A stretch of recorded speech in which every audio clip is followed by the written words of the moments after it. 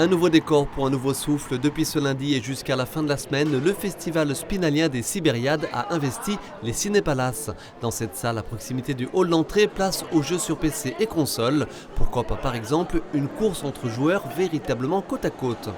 D'être à plusieurs, jouer tous en même temps. Et avec les volants aussi c'est bien parce que d'habitude c'est avec les manettes. Ça va être des sessions de 10 minutes en moyenne. Je verrai en fonction du niveau des joueurs aussi. S'ils arrivent bien à conduire, je pourrais mettre les vitesses automatiques ou manuelles, des véhicules plus rapides ou des circuits avec plus de virages. J'ajusterai en fonction des joueurs et je ferai des sessions régulièrement, tous les quarts d'heure.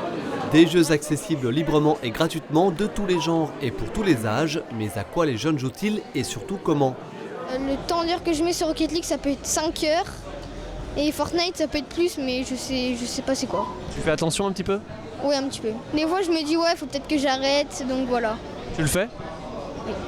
Ça me fait découvrir des choses quoi. Et les parents qui disent les jeux vidéo ça servira à rien, ça sert toujours à quelque chose. Je joue des fois à Rocket League et puis à Fortnite et puis je joue 10 minutes des fois ou 5 heures. Ça fait beaucoup 5 heures non? Bah un peu. À quelques mètres de là, place à une dizaine de jeux d'arcade, l'occasion d'une petite pause pour le directeur du cinéma, pour d'autres, celle d'un petit saut en arrière.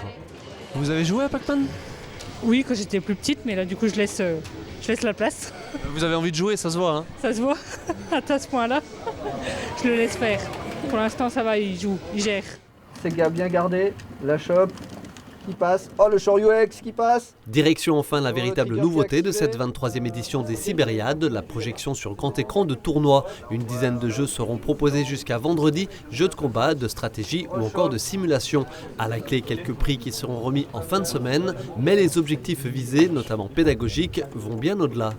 Ça leur permet d'avoir un peu cet aspect de compétition qu'ils ne connaissent pas forcément non plus quand ils jouent chez eux seuls. Là ils ont quand même du monde qui les regarde et puis eux peuvent jouer tranquillement quoi. Quand on voit les gens, on peut leur parler, on peut discuter avec les jeunes, on peut discuter cyberharcèlement, on peut discuter culture, on peut discuter différents types de jeux vidéo, c'est-à-dire qu'on peut amener autre chose que ce qu'ils connaissent.